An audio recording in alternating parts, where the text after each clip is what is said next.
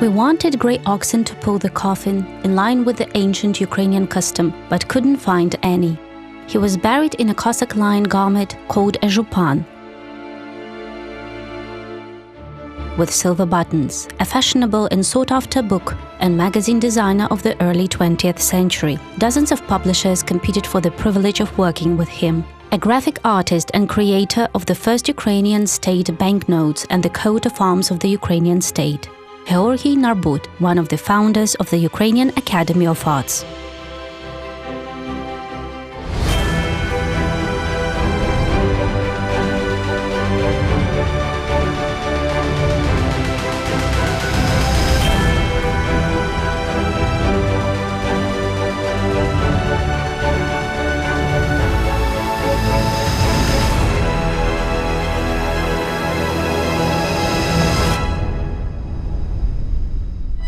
Today, the hamlet of Narbutivka, about 20 kilometers from Heorhiy, boasts just a handful of houses and less than a dozen old people who live in them. But 100 years ago, this village housed at least 700 souls. But the estate's main inhabitants were the Narbut family.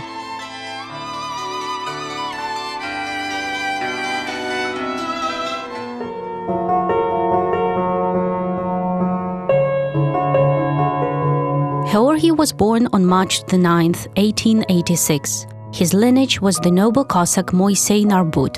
At the end of the 17th century, he owned a mill near Heorhiy, in modern-day Sumy Oblast.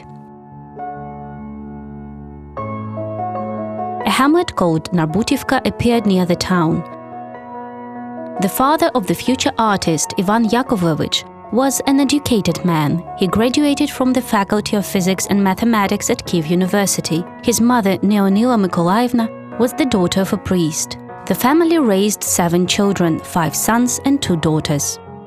I was, as far as I can remember, interested in drawing from an early age. Due to the lack of paints, which I couldn't see until I enrolled at the gymnasium, and pencils, I used colored paper. I cut it with scissors and glued it with dough. Heorhiy had his best successes with vitananki, shapes cut out of paper. Since ancient times, they served as decoration and charms in Ukrainian traditional dwellings. Heorhiy, a nice town in Sumy Oblast with a great Cossack history. The local boys' gymnasium appeared at the end of the 19th century. The building is in perfect condition and is part of the historical and cultural reserve.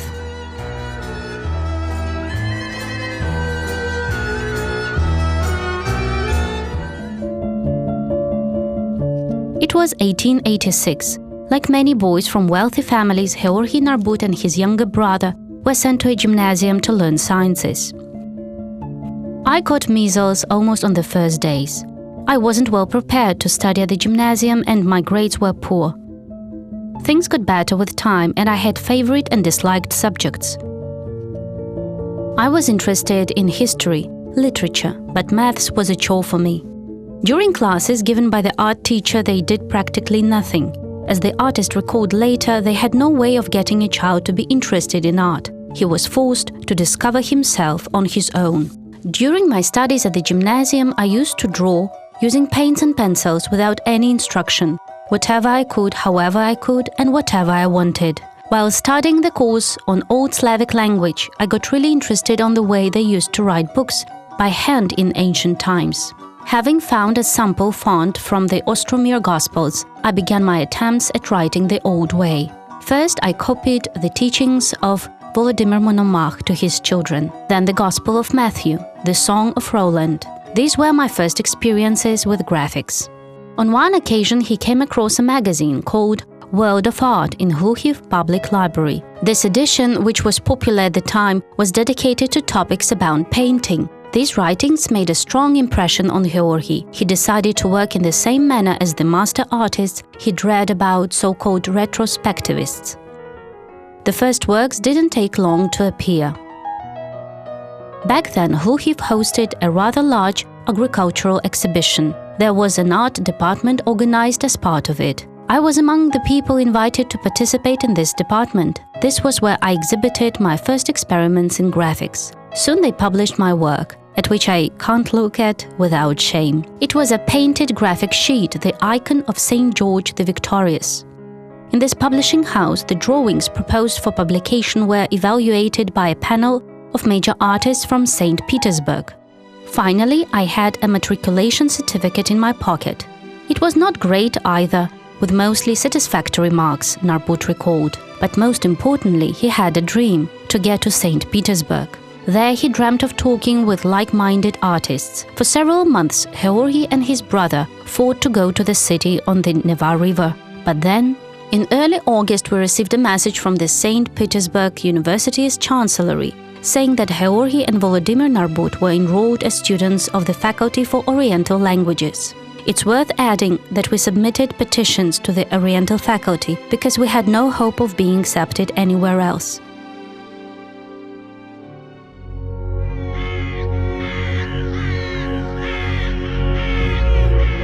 In the evenings, the sultry air above the restaurants is both wild and torpid, and drunken vociferations are governed by the evil spirit of spring. St. Petersburg, 1906. Poet Alexander Blok writes his Stranger.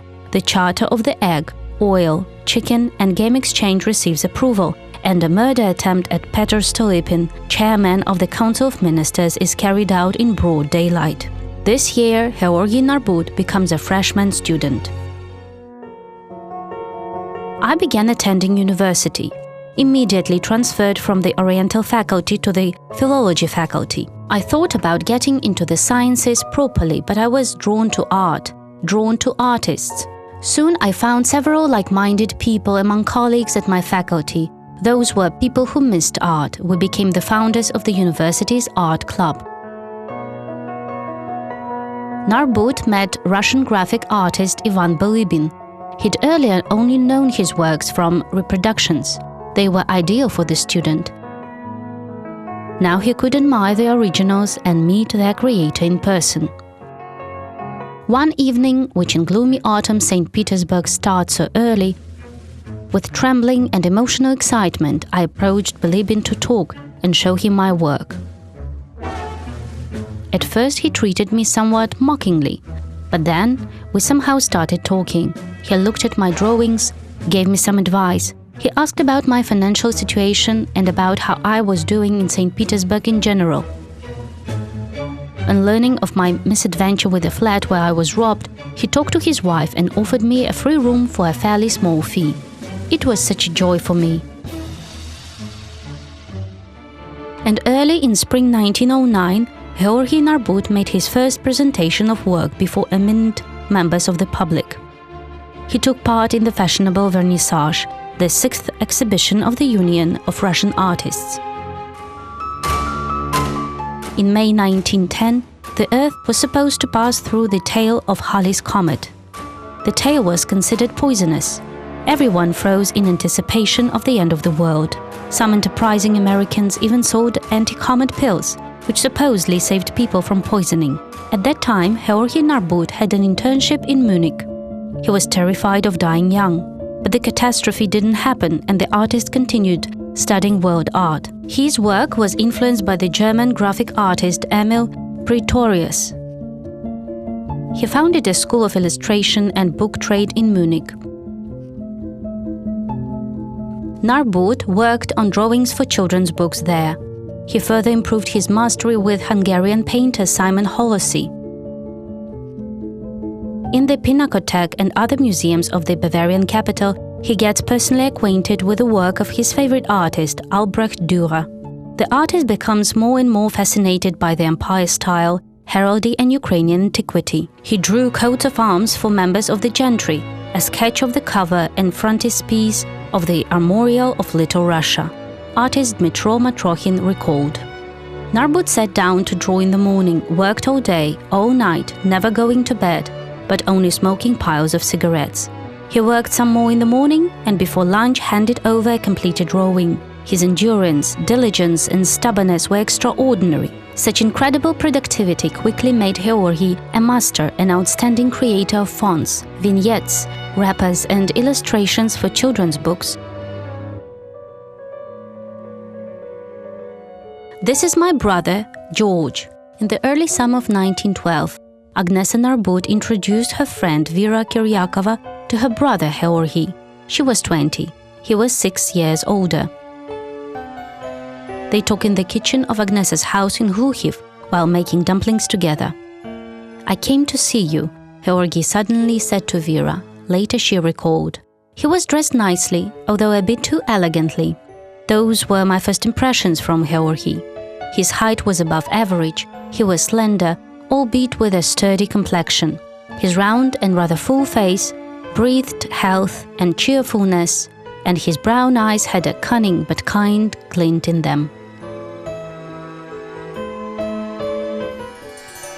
The next day, the artist invited Vera to visit the hamlet where he grew up, a small wooden house surrounded by old linden trees. In the evening, guests held improvised concerts in the garden. Heorhiy worked all the time. The noise and music didn't interfere with his drawing, as long as the guests didn't push his board or table. A few days later, Heorhiy confessed his intentions to the girl. The priest solemnly presented rings to the engaged couple. They married 6 months later, at Christmas. The graphic artist's close friend, art critic Fedor Ernst, recalled, "The wedding was very peculiar in nature. It absolutely had to follow old Ukrainian customs in all respects. Somewhere in the country, Narbut found an old drunkard who had perfect knowledge of all the intricacies in an old wedding. This so-called master of ceremonies, empowered with all dictatorial rights, together with the groom, became the tyrants of this house. The bride cried, having been stuck in her room all by herself for 3 days. The parents cursed. The guests laughed, but all the subtleties of the ritual were observed." The newlyweds moved to St. Petersburg. At first they lived with artist Ivan Bilibin. Later they rented an apartment in Alexandrovsky Avenue. Narbut worked tirelessly. His friends and colleagues recalled that he lived like a foreigner. At the beginning of the 20th century, he carried himself like a man from the 1820s. He grew side whiskers, combed the hair on his temples. He wore a specially tailored suit that were in fashion 100 years before this time, and spoke in the language of the Pushkin era. But Heorhiy never felt entirely at home in St. Petersburg. After the February Revolution of 1917, he returns to Ukraine.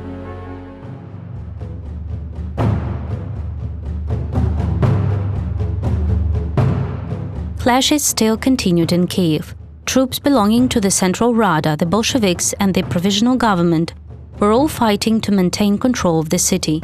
There were frequent explosions and power cuts. With his wife, Vera, and 2 children, Narbut lives at his friend's house on Volodymyrska Street. The artist worked long hours, often sleeping in the print shop.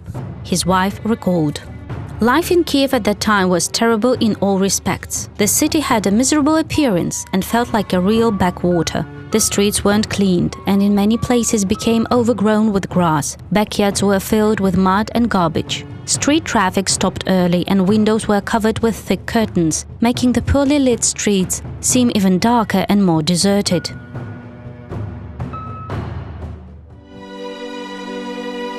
The National Academy of Fine Arts and Architecture. This is now a prestigious institution of higher education. It trains sculptors, painters, graphic artists, restorers, art critics, art managers. And the history of this institution began in 1917. The Ukrainian Academy of Fine Arts opened its doors at the start of winter. The day before, an exhibition of works by its professors was held in the Central Rada building. Narbut presented 11 paintings, in particular 7 from the Ukrainian alphabet series and his own silhouette portrait. The works made a splash. The educational institution in which Narbut taught and soon became its rector began with a modest teaching staff, a small set of students in just a handful of subjects. In its own way, the institution was similar to the free academies of Europe. The academy had no permanent premises, it rented one building or another. Narbut, on the other hand, in the main taught students in his own workshop. When the professor was satisfied with works that were submitted, he purred good-naturedly, smiled and joked. But when works were done poorly, not for oneself but for the professor, Heorhiy Ivanovich would turn red, snort like a cat, almost as if he was delivered a personal insult, and start shouting. So after proofreading, students would be left there sitting, with dropped eyes and shrouded in a sad mood. But it was even worse when Heorhiy Ivanovich would look at the work, blush, hook his fingers under his belt and leave the room without saying a word, or even slam the door on his way out. At the end of 1917, Heorhiy Narbut and a number of other artists received an order from the Central Rada. They had to create sketches of banknotes for the newly born Ukrainian National Republic. Narbut authored the sketch of a 100 karbovanets bill. For the first time, a trident was depicted on a paper bill as Ukraine's state coat of arms.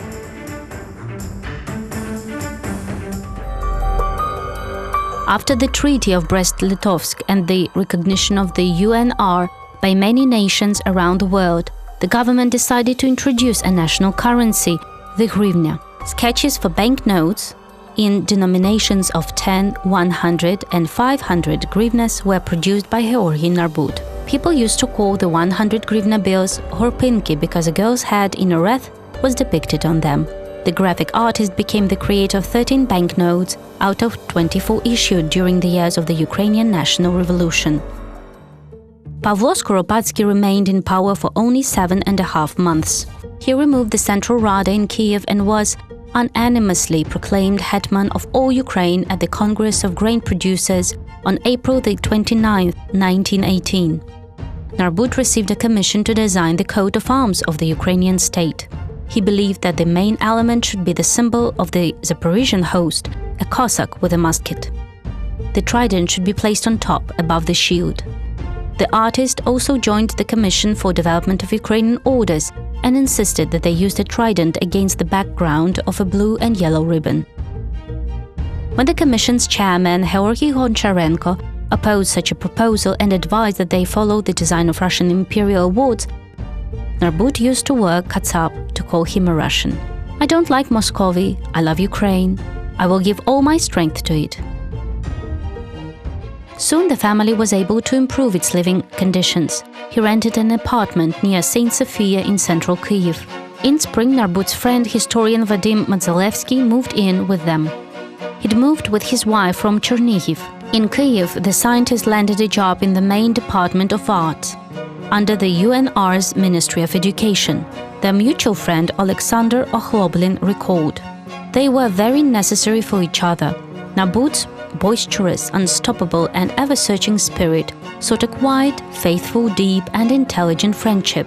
He made great demands on it, and it is unlikely that in Narbut's entire regular environment there would be another person who would better meet these requirements or even to the same degree as Vadim Madzalevsky did." Narbut and Madzalevsky were ardent admirers of Ukrainian antiquity. They made regular visits to Podil, where they bought up rarities at the flea market. Narbut joked that he cannot even drink wine if it isn't poured into a flower-painted bottle.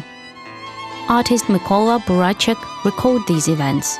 The apartment was gradually turning into a museum. Heorhiy Ivanovich had everything here to reflect the high artistic taste that nature had so generously endowed upon him. The artist's home was frequented by historians, art critics, publishers and writers. Narbut welcomed guests in an unusual outfit, either in a dark blue Cossack kaftan with silver buttons, or in a Persian coat and fez, or in a white blouse with lots of pleats and yellow boots. Narbut's friend Fedor Ernst recalled, "The light blue walls of Narbut's workshop and grey-black of his dining room were covered in dozens of ancient portraits from Madzalevsky collection and a strange still life, with a bookshelf, folk rugs, Narbut's drawings, miniatures and a rare furniture set made out of Karelian birch, as well as a very long sofa.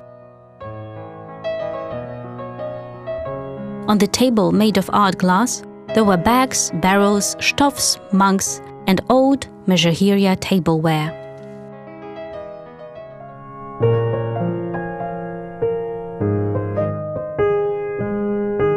The children got whooping cough in winter. The doctors advised them to spend more time in the outdoors. Narbut brought his family to the countryside and then returned to work. He didn't visit the family and ignored their letters for several months. Vera cannot stand this any longer and goes to see her husband in Kyiv. I couldn't recognize my flat. The Modzalevsky had brought all their belongings from Chernihiv, without my knowledge, but obviously with permission from Heorhiy Ivanovich. Everything said silently that Natalia Lavrentievna Modzalevska has become the sole mistress there. An argument, separation and a formal divorce. Soon after, Vera learned that Heorhiy had married Natalia.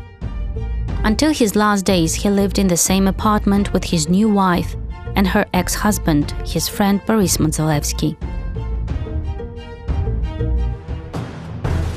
In the meantime, Kyiv remains in the center of a power struggle. The Directory, Bolsheviks, White Guards. The Academy of Arts lost its standing with state and its funding. Searching for a rescue, Heorhiy Ivanovich appealed to the Association of Cooperative Organizations. Using donated funds, he purchased 2 apartments on Heorhiyevska Lane. The Academy's library, workshops, museum and offices move here. In the living room, he set up a graphics workshop. In another room, a hall for the Professors' Council and Rector's waiting room. But Narbut would never learn about the future prosperity of his Academy of Arts. An event which nobody paid any attention to took place at one of many Bohemian parties. And after that, fate started counting the last days of life for this outstanding graphic artist. Artist George Loukomsky, also an artist, recalled. There were dishes on the terrace table. Dumplings with cottage cheese, wheat porridge with potatoes and back fat, more dumplings, innumerable dumplings, every single one full of large pink cherries, and jugs of sour cream. It was fun, we enjoyed everything, we forgot about our troubles and worries. Between the dishes, Narbut drank raw water from the bathtub, which Kyiv residents used to keep full at the time due to the frequent problems with water supply. As a result, typhoid fever, then liver inflammation and jaundice. Money was running out, there were almost no orders. Together with his friend Modzalevsky, Narbut started selling off items that they used to buy with such excitement. But the demand was negligent, as troubles were everywhere. In December 1919, the Bolsheviks occupied Kyiv once again. He resigned from his post as rector at the Academy of Arts. Getting around becomes increasingly difficult for him. He fastens a board to his bed and draws while reclining on it. When an exhibition of professors and students of the Academy of Arts is organized in a house on Heorhiyevska Lane, he presented one of his last works, the drawing Fortuna. But he decided not to appear at the opening. His health and appearance are too bad for that. In March 1920, the last party at Narbut's home takes place. Fedor Ernst recalled. He was sitting in a holiday kaftan on that huge Karelian birch sofa, and Sean trembled with joy. We were staging a parody for a production by the small theater. Narbut made me wear a woman's dress and dance some sort of wild waltz. We put Narbut to bed at 3 o'clock, though the guests didn't leave until morning. His health continued to get worse. At that time, there was fighting near Kyiv once again. The UNR army was ousting the Bolsheviks from the capital. Robert Lisovsky, his student from the academy, recalled his last conversation with Narbut. There was strong gunfire, our army was approaching, and we were sitting there with his lifelong friend Modzalevsky. Narbut seemed to be coming back to life, and filled with joyful hope, listened to the gunshots and said that he eagerly awaited the arrival of our army. On May the 7th, Ukrainian troops entered Kyiv, and a few weeks later, Heorhiy Narbut died. A wonderful spring day, sunlight flooded the streets and the green gardens and the wide squares of daylight Kyiv. The morning procession departed. We wanted grey oxen to pull the coffin in line with the ancient Ukrainian custom, but couldn't find any. I had to hire a scrap hauler who lined the cart with old Ukrainian carpets, covered the coffin with red nankin. All of this was preceded by a marching military orchestra and the academy students in light-colored dresses carrying flowers. The entire artistic community of Kyiv followed the coffin. His body lies on the green bike of a mountain. Narbut was buried in his own kaftan. The last, albeit unfinished project by the great artist was a series of illustrations for the poem Eneida by Ukrainian writer Ivan Kotlяревsky. The master managed to draw just one of them. Vadim Modzalevsky survived his comrade by less than 3 months. He was buried by Narbut's side. The fate of the artist's second wife, Natalia Modzalevska, remains a mystery. His first wife, Vera, lived a long life, carefully maintaining and sharing with future generations the memory of Heorhiy Narbut, a great graphic artist and her first love.